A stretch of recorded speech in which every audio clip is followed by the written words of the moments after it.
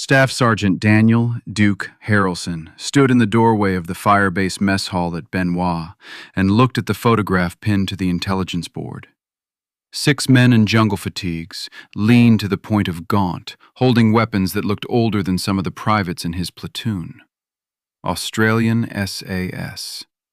The caption read, "First Australian Task Force, Phuc Tuy Province, Specialists in Long-Range Reconnaissance." Harrelson had 220 pounds of muscle on a 6'2" frame. He had played linebacker at the University of Georgia before the war found him. He had been in Vietnam for 11 months. He had walked more jungle than most men alive. He looked at the photograph for a long time. Then he said the words that would define the next 3 weeks of his life. "Those guys look like they need a sandwich." Nobody laughed. Not because it wasn't funny, because Harrelson's platoon sergeant, Master Sergeant Big Roy Whitfield, was standing directly behind him, and Big Roy had spent 6 months as a liaison to the Australians in '67 and did not find jokes about the SASR particularly amusing. "Those guys," Big Roy said quietly, "have a kill ratio that makes our numbers look like a rounding error." Harrelson turned around. He was not a man who backed down from much. He was also not a man who ignored master sergeants with 3 combat tours and a chest full of decorations. "I've seen the numbers," Harrelson said. "I don't believe the numbers." Big Roy looked at him for a moment with the expression of a man who has watched a child touch a hot stove and knows there is no way to prevent what comes next. "You will," he said. What Harrelson did not know was that his comment had been overheard by Captain James "Jimmy" Briggs, the company commander, who had already been contacted by Colonel Frank Ostrovsky at brigade level about a cross-training initiative. The Australians at Nui Dat had requested American participation in a joint exercise. Ostrovsky wanted to send someone who would take the experience seriously and come back with actionable intelligence about Australian methodology. He had been considering several candidates. After hearing about Harrelson's comment, he made his decision immediately. The message went to Harrelson the next morning. He would deploy to Nui Dat for 2 weeks. He would observe Australian operations. He would write a report. Harrelson read the orders twice. Then he went to find Big Roy. "Is this punishment?" Big Roy was cleaning his M16 with the methodical patience of a man who had been cleaning rifles since before Harrelson was born. "It's an opportunity," Big Roy said, without looking up. 2 weeks with the Australians." "You got something against Australians?" Harrelson sat down on an ammunition crate. "I got nothing against Australians. I just don't see what they're going to show me that I don't already know."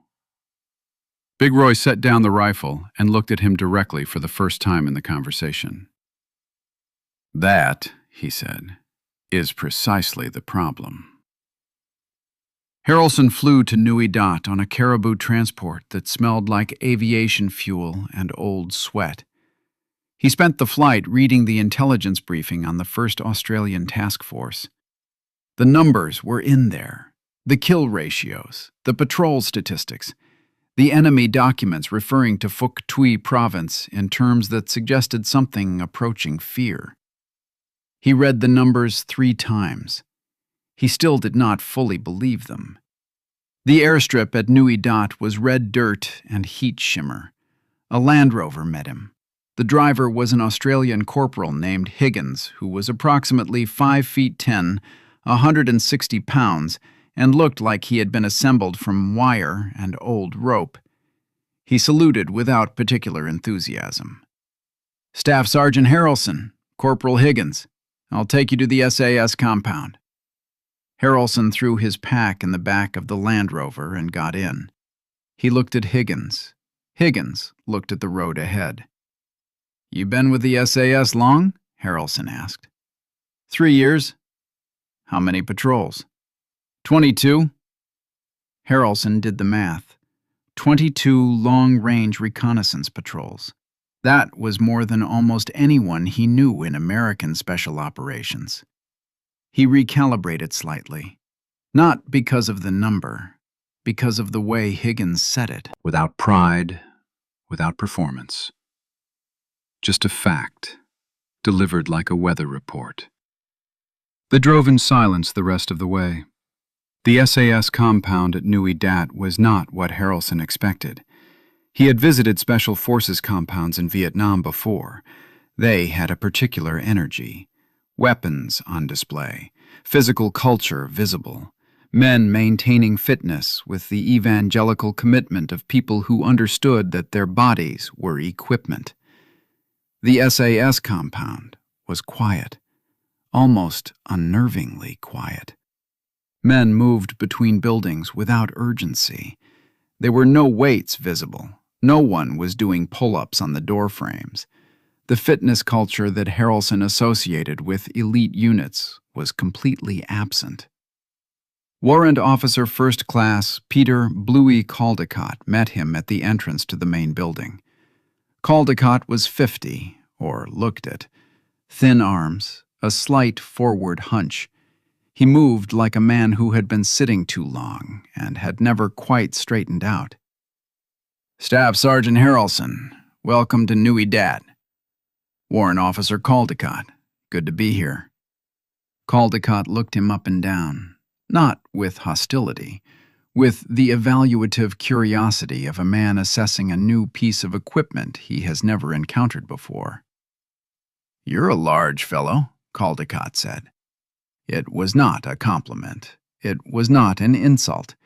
It was an observation delivered with the clinical detachment of a man noting that the weather was overcast. Harrelson had heard variations of this observation his entire military career, usually delivered with admiration or envy. Something in Caldecott's tone suggested neither. 220, Harrelson said. "Mostly working weight." "Right," Caldecott said. Then he turned and walked toward the building. "Come inside. There's someone you need to meet." The someone was Sergeant First Class Raymond Razor Dooley, patrol commander, 12 years in the regiment, 41 confirmed kills, and a list of intelligence coups that had contributed to enemy losses measured in the hundreds. Dooley was 5 feet 8 and weighed perhaps 155 pounds after a heavy meal. He had gray eyes that held the evaluative quality of a man doing arithmetic. Dooley shook Harrelson's hand without standing up. His grip was adequate, not impressive. He gestured at a chair. "Heard you're here to see how we operate," Dooley said. "That's the brief. And you're skeptical." Harrelson considered denying it. Dooley's expression suggested that denial would be pointless. "I've seen the numbers," Harrelson said. "I want to understand the method." "Fair enough."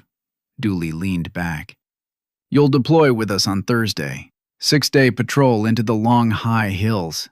Primary objective is mapping Viet Cong movement patterns and cache locations. You'll be 4th in patrol order." "Who's ahead of me?" "Me, Corporal Davies, Private McLean."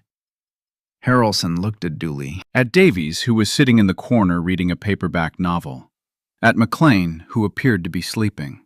None of them were large men. None of them had the physical presence that Harrelson associated with elite soldiers. Davies was maybe 140 pounds. McLean, sleeping, looked like a graduate student on a field trip. "What's the physical standard for your unit?" Harrelson asked. Dooley looked at him steadily. "We don't have a physical standard in the conventional sense." "No fitness requirement?" "Endurance, enough to carry your pack for 10 days without breaking down. But no, we don't have a body weight requirement." Harrelson nodded slowly. He was trying to be diplomatic. He was not entirely succeeding. "In American special operations," he said carefully, "physical capability is considered a foundational element. The logic being that a stronger soldier can carry more, move faster, sustain higher intensity contact. Yes, Dooley said. We're aware of the American approach. And? And it works very well for American operations. Dooley paused. We'll talk about the difference after you've seen what we do. Thursday arrived. The pre-mission brief was conducted in a tent at 0430. The 6 patrol members, plus Harrelson, sat on crates.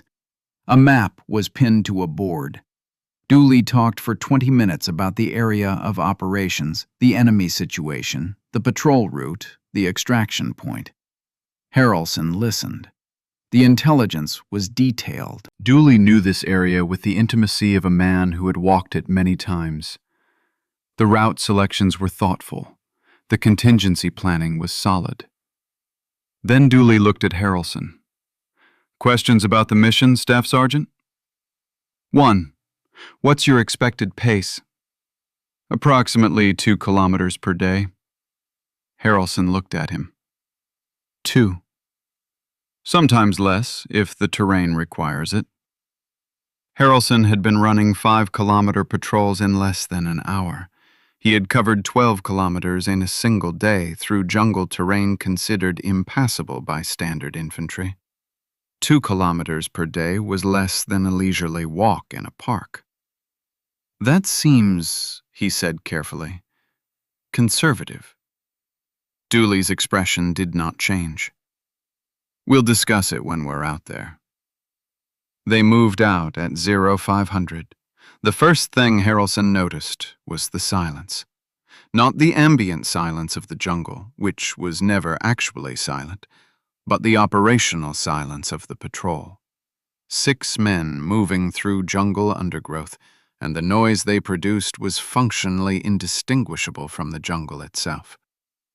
Harrelson was the 7th man. He was not silent. He knew he was not silent. He had been trained in stealth movement. He was genuinely good at it by American standards. But within 50 meters of the wire, he understood that American standards and Australian standards were calibrated to entirely different tolerances. Dooley moved like running water. He chose his footfalls with a patience that made Harrelson's jaw tighten. 3 steps. Stop. Listen. 2 steps. Stop. The pace was so slow that Harrelson's muscles, accustomed to the sustained cardiovascular effort of longer patrol distances, began to protest in unfamiliar ways. Slow movement was harder than fast movement. He had known this intellectually. He had not felt it in his legs before. At 0700, they had covered less than 300 meters. An American patrol would have been 2 kilometers out by now. Harrelson's platoon, moving aggressively through similar terrain, could cover that distance in 40 minutes. Dooley stopped. His hand came up. The patrol froze. Harrelson froze with them. They held position for 8 minutes. Harrelson heard nothing unusual. Then Dooley's hand dropped and the patrol moved again. Detour around something Harrelson could not identify. Afterward, moving slowly, Harrelson thought about asking what Dooley had heard. He decided against it. Not now. Later. By mid-afternoon, they had covered perhaps 1 kilometer. The jungle had thickened.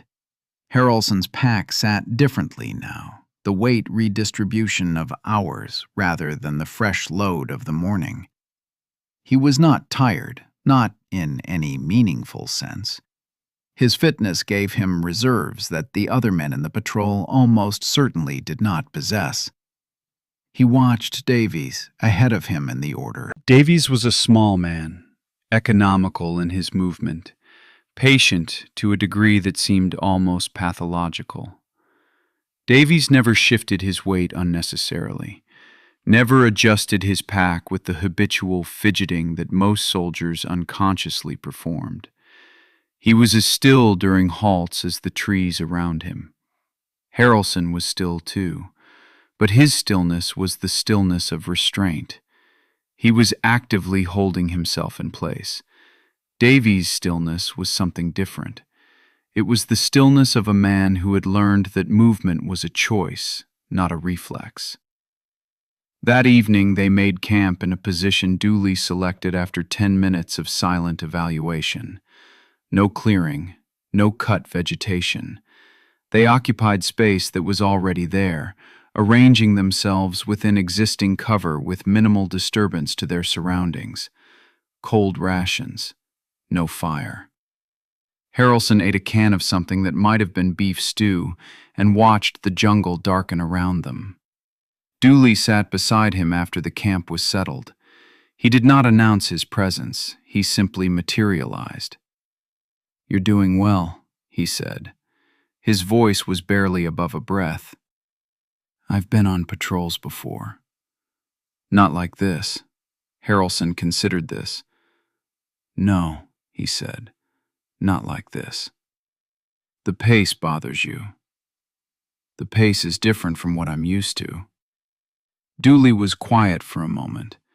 Outside, the jungle settled into its nighttime frequencies. Something moved in the canopy 60 meters north. "Can I ask you something?" Harrelson said. "Go ahead." "Why are your men so—" He searched for the word. "Small." Dooley looked at him with an expression that Harrelson could not quite read in the failing light. "By design," Dooley said. "Explain that." "A large man is harder to hide. He requires more calories to sustain. He generates more body heat in the jungle. His footfalls are heavier. His movement signature is larger." Dooley paused. "In this specific environment, additional mass is a liability we choose not to carry." Harrelson sat with this. He had 220 pounds of muscle that had been assembled over years of deliberate effort that had served him well in every operational context he had encountered. He had been told, implicitly and explicitly, that his physical development was an asset. "The American approach," he said, "is that additional physical capability translates to additional operational capability." "In some contexts, yes. In this context, no." "And you found that the performance difference is significant enough to make the physique difference intentional?" "We haven't found it," Dooley said. "We've operated on it for years. The evidence is in the mission records." Harrelson thought about the kill ratios again, the numbers that he had not believed. He was beginning, reluctantly, to believe them. The second day brought the first genuine test. At 0900, moving through dense secondary growth, the patrol encountered a Viet Cong observation post that had not appeared on any intelligence map. Two men, well concealed, watching a trail junction from a position in the fork of a large tree. Harrelson did not see them until Dooley's hand came up and the patrol stopped. Then, following Dooley's sight line, he looked up and saw them.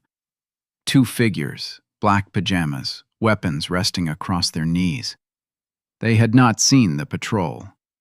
Dooley's hand signals were precise and rapid. The patrol spread silently, establishing a position that gave fields of fire without overlapping angles. The entire process took 4 minutes and made less noise than the insects around them. Then they held. For 40 minutes, they held. The Viet Cong in the tree sat and watched the trail junction below them. The Australians watched the Viet Cong. Harrelson understood what Dooley was doing.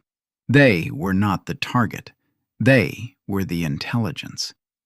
Dooley wanted to know what these men were watching, what they reported, who they reported to. After 40 minutes, one of the Viet Cong climbed down from the tree. He moved east at a fast walk. The other remained. Dooley signaled the patrol to hold. They held for another 20 minutes. Then Dooley signaled one man, McLean, to follow the departing Viet Cong at distance. McLean moved. He was so quiet that Harrelson lost track of him within 15 meters. They held position for 2 hours. Willie photographed the observation post from multiple angles. He mapped the trail junction, noted the patterns of movement along it, recorded the timestamps of 3 separate Viet Cong who passed below them during the observation period. The remaining sentry never knew they were there. McLean returned after 90 minutes. He had followed the departing sentry to a camp approximately 600 meters east. He had sketched it. Estimated strength of 20 to 25 men. Supply cache visible at the camp's eastern edge. All of this information would go into a report. The rifle companies would receive that report. Within 2 weeks, the camp would be hit with devastating accuracy by soldiers who knew exactly where to go, exactly what to expect. Harrelson watched this process with growing attention. This was not what he had expected to see. He had expected to find limitations. He had found, instead, a methodology so different from his own frame of reference that he was having difficulty evaluating it by any standard he had previously applied. That afternoon, Dooley signaled a halt, and they settled into cover behind a ridgeline overlooking a valley. Below them, clearly visible through the jungle canopy, a Viet Cong unit was moving along a stream bed. Harrelson counted 32 men, well armed, moving with the purposeful efficiency of soldiers who knew where they were going. 32 Viet Cong, 6 Australians, 1 American. Harrelson's instinct was immediate and specific. His training, his experience, his entire operational history said, there are people who need to be engaged. He had the firepower. He had the positioning advantage. He looked at Dooley. Dooley was already looking at him, as if he had anticipated exactly this moment.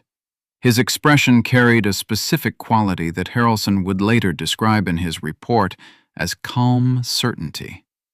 Not arrogance, not superiority, just the settled knowledge of a man who had made this calculation before and knew the answer. Dooley shook his head. A single, minimal movement. Harrelson held, every muscle in his body objecting. They watched the 32 men pass below them and disappear into the jungle to the north. Dooley photographed them, noted their equipment, their direction, their apparent unit cohesion, added it to the intelligence picture. When the last of them had gone, Dooley leaned close to Harrelson. Those 32 men, he breathed, will be accounted for by information we're building, not by a contact today that tells the enemy we're here and shuts down their movement for 3 weeks. We had them. We always have them if we're invisible. Once we engage, we lose that, permanently for this operation. Harrelson lay on the ridge and looked at the empty valley below. He was thinking about a concept that American doctrine addressed but did not prioritize: the value of intelligence over the value of immediate engagement. American operations converted enemy presence into enemy casualties as rapidly as possible. The kill ratio was the metric. The metric was driven by contact. The Australians were driving a different metric. They were measuring the value of information, and they were measuring it in enemy dead that happened later, elsewhere, at the hands of units that would never know the invisible watchers who had made those kills possible. The math was different. The math might be better. On the 4th day, Harrelson made a mistake. It was a small mistake by any conventional standard. He adjusted his pack during a halt, and the metal buckle on the left shoulder strap contacted the receiver of his weapon. The sound was small, a dull metallic tap barely audible even to himself. Dooley was beside him in 4 seconds. The look on Dooley's face was not anger. It was something more unsettling than anger. It was the expression of a man quietly recalculating the risk profile of his current situation. "Your buckle," Dooley breathed. "I know. I'm sorry. Tape it tonight." Harrelson nodded. Dooley held his gaze for a moment, then moved back to his position. That evening, Harrelson taped every piece of metal on his equipment that could produce sound. He did it with the methodical thoroughness that characterized everything Dooley did. When he finished, he shook himself gently and heard nothing. Corporal Davies, sitting nearby, watched this process. When Harrelson finished, Davies nodded once, not enthusiastically, with the minimal acknowledgement of a professional noting that a standard had been met. Harrelson had been receiving that kind of acknowledgement from superior officers his entire career. Receiving it from a corporal in a jungle in Vietnam felt different. He was not sure how to process it. He processed it as progress. On the 6th day, they found the cache network. Dooley had been navigating toward a map grid that previous intelligence had flagged as a probable resupply point. He had been approaching it over 2 days, moving in a wide circle that brought them in from the north from the unexpected direction. The cache was larger than expected. Not a field supply point, but a regional logistics hub. Ammunition, medicine, communications equipment, food stores. Everything a battalion needed to sustain operations for 6 weeks in the field. Harrelson looked at it through the tree line and felt the familiar pull. This was a target. This was something that needed to be destroyed. Dooley photographed it for 40 minutes. He mapped every component. He noted the access trails, the guard positions, the patterns of resupply movement he had observed over 2 hours of observation. Then he signaled withdrawal. Harrelson followed. Outside the observation range, he moved alongside Dooley and spoke barely above a breath. "Airstrike. Next week, after we're extracted and after the rifle companies have been briefed." The strike goes in with enough force to destroy everything, including any personnel who come to investigate the initial damage. "We could call it in now." Dooley looked at him. "And tell every Viet Cong in the province that there's a patrol in this grid? Any movement for the next 3 weeks shuts down. Every cache within 10 kilometers gets moved. The intelligence value of what we found disappears." "But the cache is destroyed." "One cache. With patient planning, we destroy the cache and capture the resupply network that feeds it. That's worth 30 caches." Harrelson thought about this for the rest of the day. The extraction came on the 8th day, 2 days ahead of schedule. Dooley had observed a change in enemy patrol patterns that he interpreted as a possible indication of compromise, and in his methodology, possible indication was sufficient cause for early extraction. Harrelson had not seen the change in patrol patterns. He had been watching the same jungle and had not read the specific variation in frequency and direction that Dooley had identified as significant. He asked about it on the helicopter. Dooley explained for 10 minutes with the patient clarity of a man who assumed competence in his audience and was simply filling in context. The analysis was impressive. It drew on 4 days of accumulated observation, pattern recognition that operated below the level of conscious awareness, and a physical understanding of how Viet Cong units moved that came from years of watching them. Harrelson understood approximately 70% of the explanation. The remaining 30% required context he did not have. He wrote it all down anyway.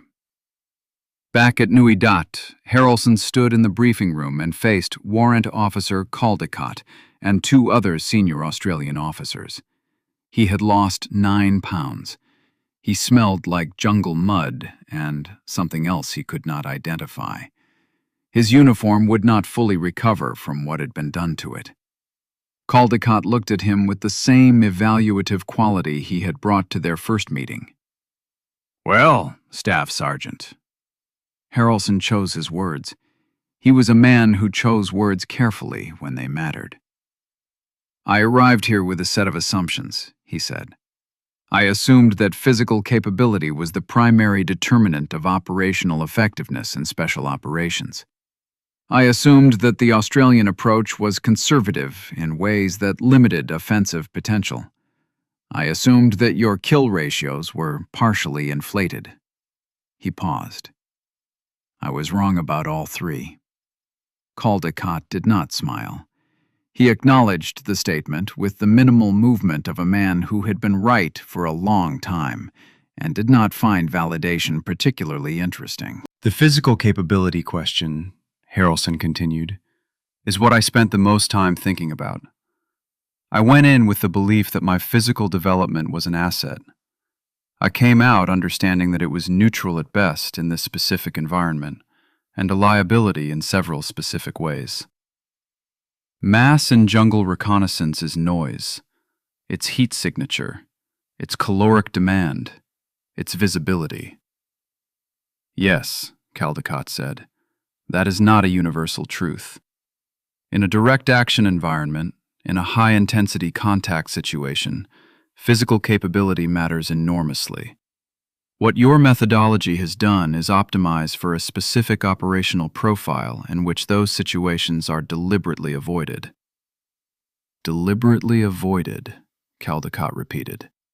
"That's a precise way to put it. It's what I observed. You're not avoiding contact because you can't win contact. You're avoiding contact because winning contact is worth less than the intelligence you lose when contact happens." Dooley, standing to the side, spoke for the first time. "That's a better summary than most of our own officers manage on first observation."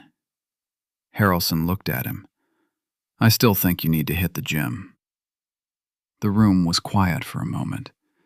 Then Dooley did something Harrelson had not seen him do in 8 days in the field. He laughed. It was a brief, quiet sound, but genuine. "The American aesthetic," Dooley said. "We're aware of it." "It's not entirely wrong." "No, it's optimized for a different problem set." "So is ours." Harrelson nodded. "I'm going to write a report. I'd like your permission to include specific methodology details." Caldecott and Dooley exchanged a look. "On one condition," Caldecott said. "You don't overstate what you saw. Don't write that we've solved jungle warfare. We've solved a specific version of it in a specific province with specific enemy behavioral patterns.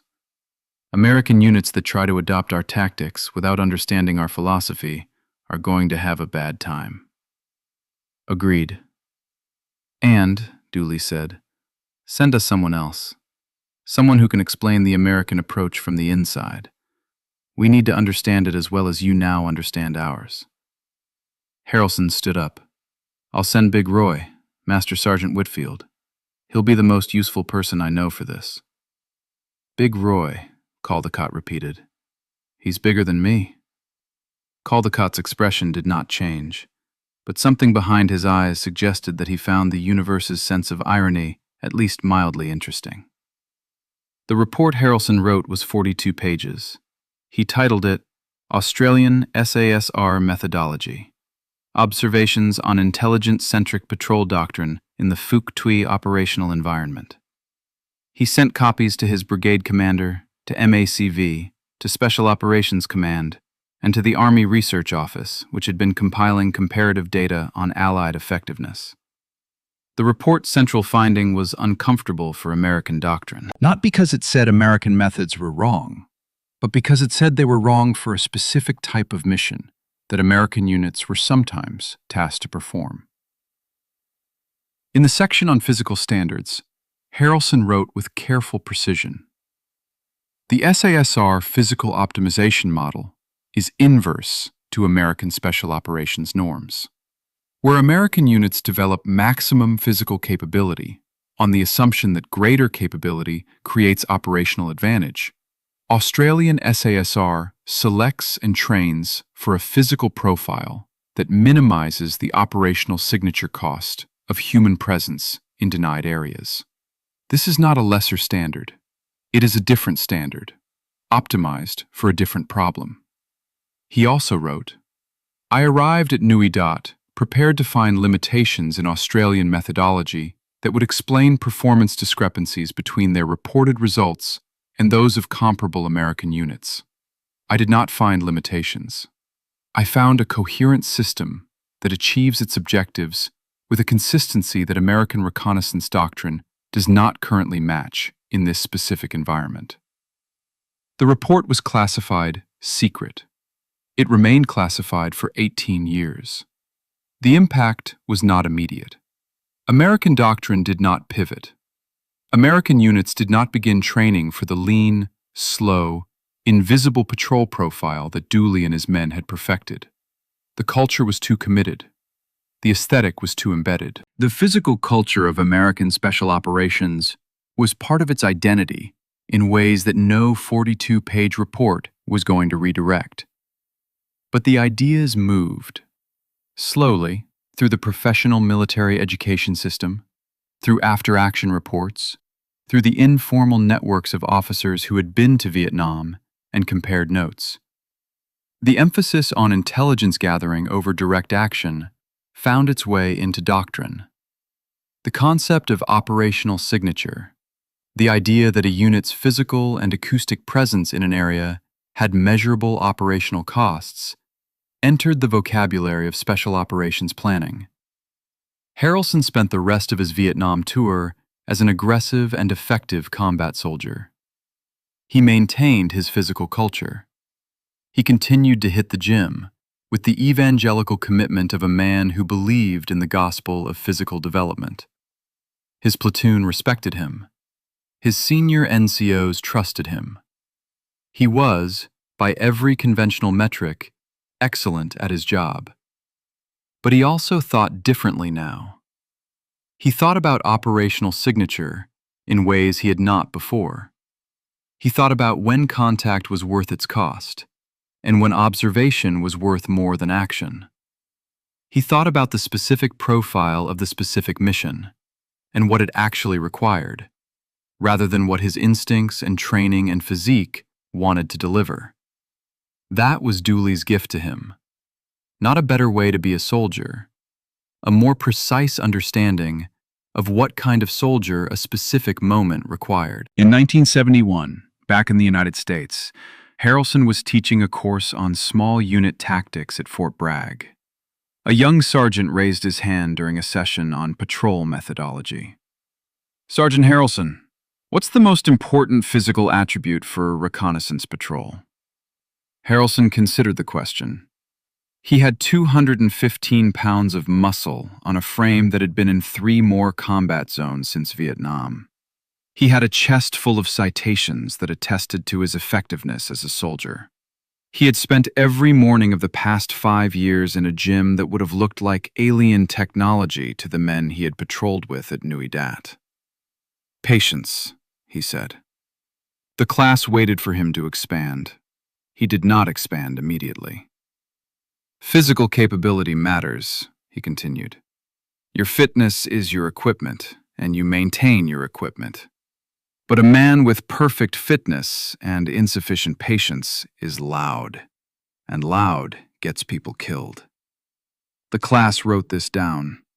They wrote it down because he was Sergeant Harrelson, and Sergeant Harrelson was built like a battleship and presumably knew what he was talking about. He did know what he was talking about.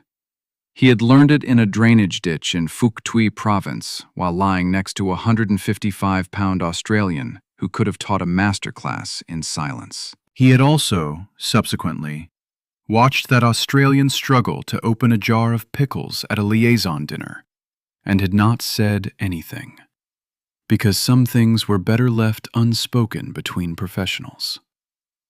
The physical debate never fully resolved. It was not the kind of debate that resolved. American Special Operations kept its physical culture and its aesthetic, and its 200-pound operators who could carry a wounded man 5 kilometers under fire. The Australian SASR kept its lean profile and its invisible patrols, and its kill ratios that made American statisticians quietly uncomfortable. Both were right. Both were right for their specific problem. The war in Vietnam produced many lessons.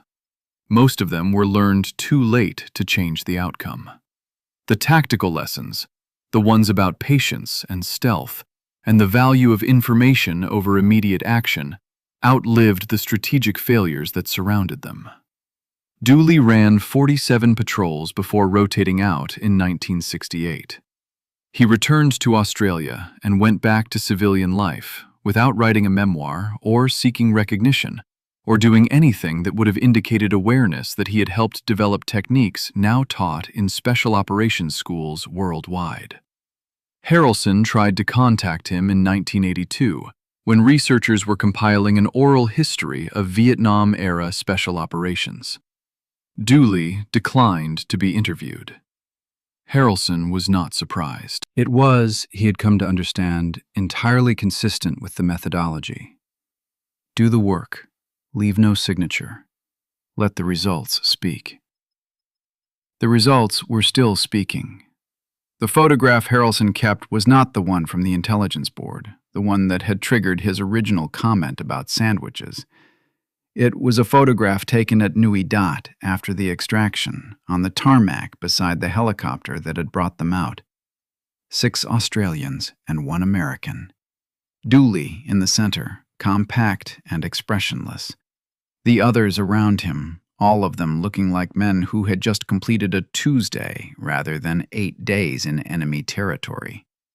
Harrelson on the end, visibly larger than everyone else, by a margin that the photograph's perspective did not diminish. He looked, in the photograph, like a man who had been shown something he could not yet fully articulate. He had. It had taken him 3 years to articulate it clearly enough to be useful. The articulation, when it came, was simple. There is no universal soldier. There is only the soldier that a specific mission requires. The gym remained in Harrelson's life until he was in his 60s, and his knees finally registered a formal complaint.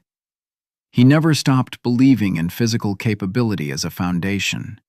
He never stopped believing that a stronger soldier was, in all else being equal, a better soldier. He also never stopped believing that in Phuoc Tuy Province, in October of 1966, a 155-pound Australian with no discernible muscles and a patrol pace of 2 kilometers per day had shown him something that none of his considerable size and strength could have taught him on its own. The balance of those 2 beliefs was, he would tell anyone who asked, the most useful thing he had learned in 30 years of military service. That, and the importance of taping your metal buckles before you go into the field. The jungle does not forgive noise. It doesn't matter how big you are. 9:22 a.m. The cross-training program that Harrelson had recommended in his report was approved 6 weeks after he submitted it. 3 American Special Operations teams would rotate through Nui Dat over the following 4 months. Each team would spend 2 weeks observing Australian SASR operations. Each team would submit a report. The first team arrived in December of 1966. They were led by Master Sergeant Clayton Clay Beaumont, who was 6'3" and 230 pounds, and had been told by Harrelson personally what to expect. Beaumont had listened carefully. He had nodded in the right places. He had asked intelligent questions. He had then arrived at Nui Dat and spent the first 48 hours quietly cataloging every physical limitation he observed in the Australian operators around him. He was not wrong about the limitations. He was wrong about what they meant. Caldecott met with him on the 3rd day. "You've been assessing our physical profile," Caldecott said. It was not a question. Beaumont had the grace to look mildly uncomfortable. "Professional habit," Beaumont said. "Of course. And your assessment?" Beaumont chose his words with the care of a man who had been warned that honesty was both required and consequential. Your men are lean, well below American physical standards. I would not pass most of them through the initial fitness evaluation for our program. No, Caldecott agreed. You wouldn't. And yet, the operational results suggest that something in my evaluation framework is missing a variable. Caldecott lit a cigarette and looked at him through the smoke. Several variables, he said. But you've identified the right problem. Come with me. He walked Beaumont to a room in the back of the main building that Harrelson had not been shown. It was a small room with maps on every wall and a table covered in acetate overlays. A captain named Forsyth was working at the table. He looked up, nodded at Caldecott, and went back to work. The maps showed Phuc Tuy Province in a level of detail that Beaumont had not seen in American intelligence products for this area. Movement patterns, cache locations, unit positions, trail networks, supply line relationships, all of it built from patrol reports going back 2 years. This, Caldecott said, is what our physical profile produces. The men who are too small to pass your fitness evaluation built this intelligence picture. They built it by being invisible, long enough to observe without being observed. No man larger than our standard could have built this. Not here. Not in this jungle. Beaumont stood at the map table for a long time. This is comprehensive, he said finally. It's the most complete picture of Viet Cong logistics in this province that exists anywhere in Allied intelligence. It was built by men who cannot bench press as much as you. Beaumont smiled slightly. That's a direct argument. You're a direct man. I've been told to expect that from Americans. Is it working? Caldecott looked at the maps. Ask me again after you've been on a patrol. Beaumont went out 4 days later with a different patrol team, led by Sergeant Alan Spanner Jarvis. Jarvis was the least physically impressive man Beaumont had encountered in a military context since a filing clerk at Fort Benning who had been technically classified as active duty. He was 5'7", 148 pounds, with the posture of a man who had spent his formative years being told he was not quite large enough for whatever he was attempting. In the jungle, he was something else entirely. Beaumont watched Jarvis move for 3 hours before he stopped trying to evaluate him against American standards and started trying to understand what he was actually seeing. Jarvis navigated the jungle the way a fish navigated water. Not with effort, not with discipline. With a naturalized ease that suggested the environment had stopped being external to him at some point and had become instead a kind of extension. He did not fight the undergrowth. He moved through it at angles that created minimum disturbance. His footfalls were placed with such precision that he could cross dry leaves without sound. In 12 years of military service, Beaumont had met perhaps 4 men who moved the way Jarvis moved, and all 4 of them had been much larger, which had always contributed to his assessment that their movement quality was a function of their physical development. Jarvis was dismantling that assessment in real time. On the second day, they found a Viet Cong communications relay point. 2 men, a radio, a schedule book that outlined transmission windows for 6 other units in the province. The intelligence value was significant. Jarvis photographed everything and withdrew without engagement. Beaumont understood the withdrawal. He did not fight it. He was learning. On the 4th day, Beaumont made the same mistake Harrelson had made, and a version of the same mistake every American who had ever been on one of these patrols had made. He saw a target, and he wanted to engage it. Not impulsively, not without tactical consideration. He saw a legitimate target. He had the capability to engage it, and he raised it with Jarvis during a rest halt. 2 men, he said quietly. Supply carriers. We take them, we have prisoners. Intel value. Jarvis looked at him with the patient expression of a man who had heard this argument many times. And when they don't report in? Their unit sends a search party. Their unit sends a search party into this grid. We extract. The grid goes cold for 6 weeks. 3 patrols worth of observation time is lost. The intelligence we were building about movement patterns in this section resets to 0. Beaumont was quiet. 2 prisoners, Jarvis continued, against 6 weeks of movement intelligence in a province where we have the only comprehensive picture. That's not a trade I'm authorized to make. What if I ordered it? Jarvis looked at him steadily. You're an observer, Sergeant Beaumont. You have no operational authority on this patrol. If you did, and if you ordered it, I would refuse and extract the patrol immediately. The quiet between them was not hostile. It was the quiet of 2 men operating from genuinely different frameworks, neither of which was wrong in absolute terms, trying to find common language. You'd leave me behind? Beaumont asked. I'd invite you to come with us. Leaving would be your choice. Beaumont thought about Harrelson's report. He had read it 3 times before deploying. He had thought he understood it.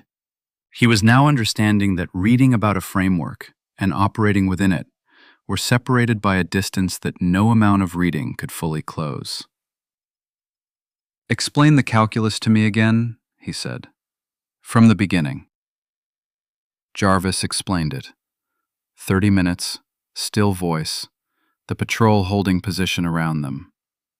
He explained the intelligence value model, the operational signature cost model, the enemy behavioral response model, all of it built from experience, from 2 years of watching what happened when patrols engaged versus when they observed, from the documented outcomes of both approaches across hundreds of missions.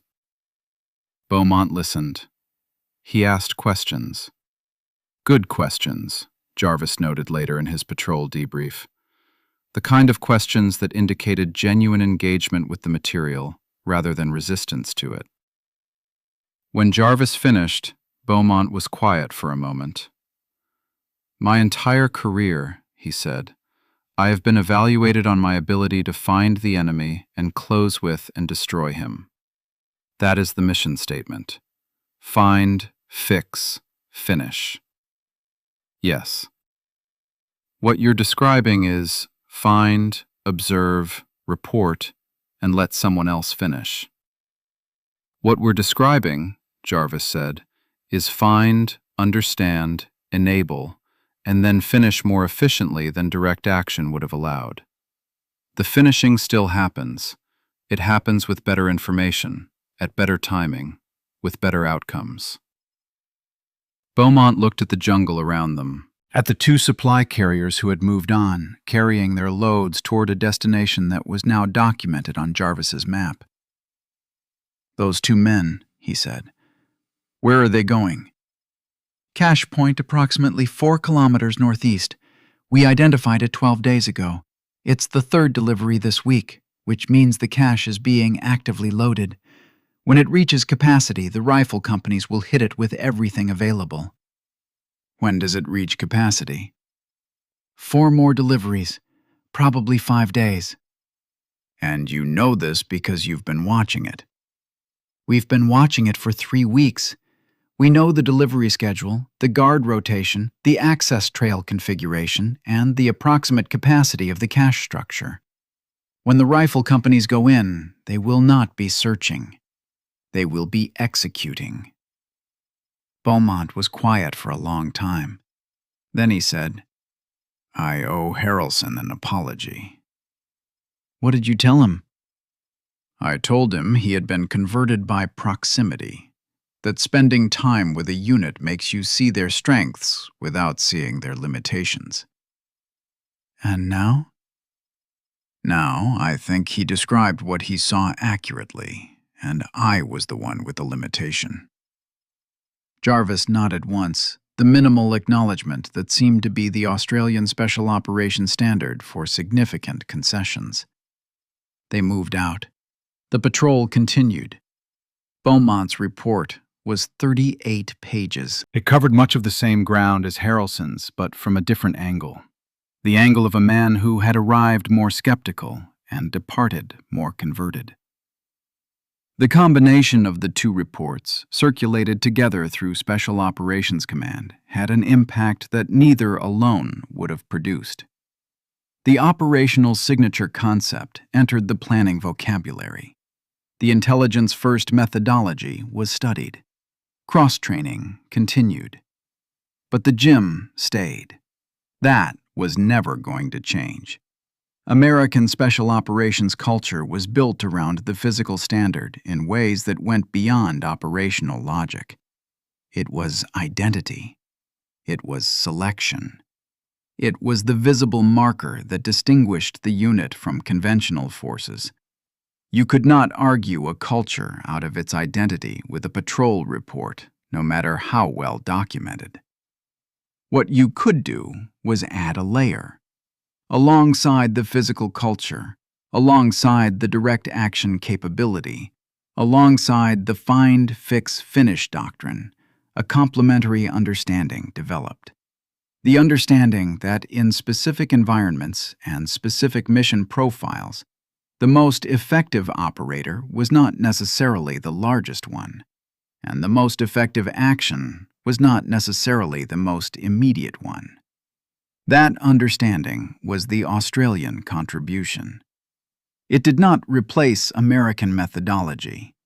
It informed it. And in the specific context where it applied, it saved lives by the 100, possibly by the 1,000, in ways that no memorial wall would ever enumerate because the deaths it prevented never happened. That is the hardest kind of effectiveness to quantify. The outcomes that did not occur, the ambushes that were never walked into because the patrol had observed and mapped and already knew where the ambush would be. The firefights that never started because the intelligence picture allowed the rifle companies to arrive at the right time with the right force at a position the enemy did not know was compromised. Harrelson thought about this sometimes. In 1973, after the American withdrawal, he sat in his office at Fort Bragg and looked at the photograph from Nui Dat and thought about the mathematics of prevention. How many American soldiers had not died in Phuc Thi province because of what Dooley and Jarvis and the others had built invisibly in the jungle over 6 years? How many ambushes had been preempted? How many supply lines had been cut before they could deliver the materiel that would have killed American and Australian and South Vietnamese soldiers? The number was not calculable, but it was not zero. In 1978, Harrelson was at a conference in Washington where military historians and practitioners were discussing lessons learned from Vietnam. A colleague from his early career, now a full colonel, made a presentation that argued the Australian SASR methodology was essentially inapplicable to American forces because of fundamental doctrinal and cultural differences. The argument was not wrong in every respect. The cultural differences were real. The doctrinal differences were real. Harrelson waited until the question period. "Colonel, you've argued that the Australian methodology is not transferable because of the physical and cultural profile differences. I'd like to push back on the framing." The colonel looked at him. They had known each other for 15 years. The colonel knew that when Harrelson pushed back, there was usually a reason worth hearing. "Go ahead, Dan." "The Australian methodology is not transferable wholesale. That's accurate. But the core conceptual innovation, that operational signature, has a cost that must be weighed against tactical gain. That intelligence value is often superior to immediate engagement value. That patience in a reconnaissance context is not passivity, but a form of aggressive action. Those ideas are transferable. We've transferred them. They're in doctrine now, incompletely, but they're there. You're describing an influence rather than an adoption. Yes, and I'm arguing that the influence is undersold in this kind of analysis. We don't need to become the SASR to apply their insights. We need to understand their insights well enough to know when our profile applies and when theirs does. The colonel was quiet for a moment. You spent time with them. 8 days in 66 and several liaison visits afterward. And you came back a convert. Harrelson considered the word. He had been called a convert before, by Beaumont, before Beaumont had become one himself. I came back with a more complete picture, he said. I was never unconvinced of the American approach. I was unconvinced that it was the only approach. Those are different positions. The colonel nodded slowly. Around the room, other officers were listening with the specific quality of attention that indicated the discussion had moved past polite conference engagement into something with more substance. What would you tell a young officer today? The colonel asked. About the Australian contribution? How do you summarize it? Harrelson thought about Dooley in the jungle, barely visible, absolutely still. He thought about Jarvis explaining the intelligence value model in a patient 30-minute whisper. He thought about Caldicott's map room, covered in 2 years of invisible observation made visible. I'd tell them, he said, that the most powerful thing a soldier can do is sometimes nothing.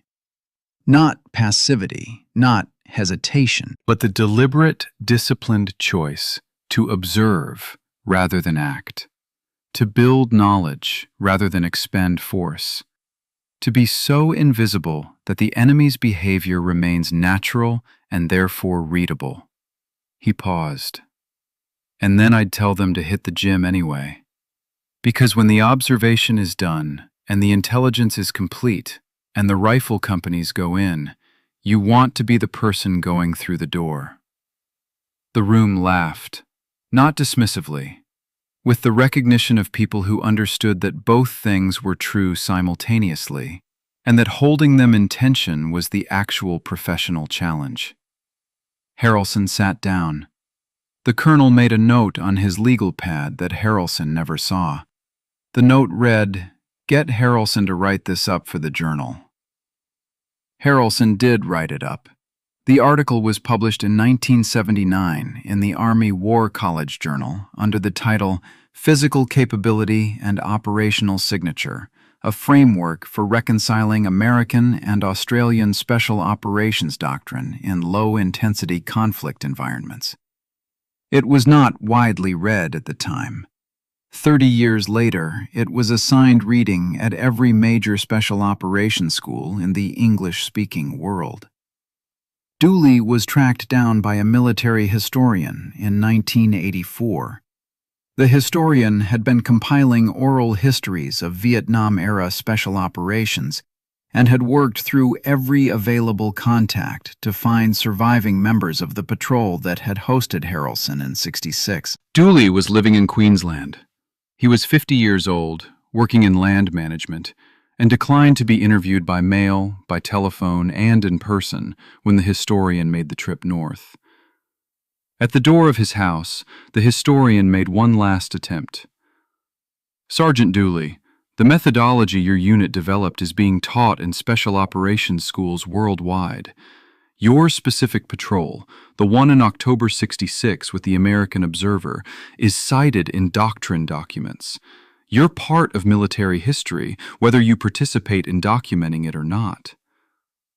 Dooley stood in his doorway with the particular stillness that had apparently been a permanent feature of his personality since before Vietnam. "I know," he said. "Doesn't that mean anything to you?" Dooley was quiet for a moment. "It means the job was done right," he said. "That's what it means." He closed the door without hostility, simply closed it, the way a man closes a door when a conversation has reached its natural end. The historian stood on the porch for a moment. Then he wrote in his notebook, "Subject consistent with operational profile. Low signature even in civilian context. Results speak for themselves." He drove back to Brisbane thinking about what it meant to be so thoroughly defined by a methodology that you applied it to your own life without apparent awareness that you were doing so. Dooley had been invisible in the jungle. He was invisible in retirement. Not because he was hiding, because invisibility had become, at some point, simply who he was. That was perhaps the deepest level at which the methodology operated, not as technique, as character. The Australians who had developed it were not performing stealth. They were not suppressing a louder nature in favor of a quieter operational requirement. They had, through years of selection and training and operational experience, become genuinely quiet. The jungle had not required them to be something they were not. It had revealed what they already were. Harrelson had understood this intellectually by the time he wrote his report. He had understood it emotionally somewhat later. He was not, had never been, and would never be a quiet man by this standard. His 220 pounds and his lifetime in gyms and his direct action instincts were authentic expressions of who he was, just as Dooley's stillness was an authentic expression of who Dooley was. The lesson was not that one was better. The lesson was that both were necessary, that a military that could produce only one type was incomplete, and that the wisdom lay in knowing which type the moment required. Vietnam had required both, had used both, had been lost anyway, for reasons that had nothing to do with either. The tactical lessons outlived the strategic failure. That was, Harrelson had come to believe, the only form of institutional immortality available to soldiers. Not victory, not recognition. The survival of useful knowledge beyond the conflict that generated it. Dooley's patrols lived in doctrine. Harrelson's report lived in curriculum. The jungle that had taught them both was still there, somewhere, growing over the trails and the cache sites and the observation points and the drainage ditch where 6 Australians and 1 large American had lain in mud while enemy soldiers searched 20 meters away and found nothing. The jungle did not remember them. It did not need to. They had done the job. They had come home. The knowledge remained. That was enough. It was always enough.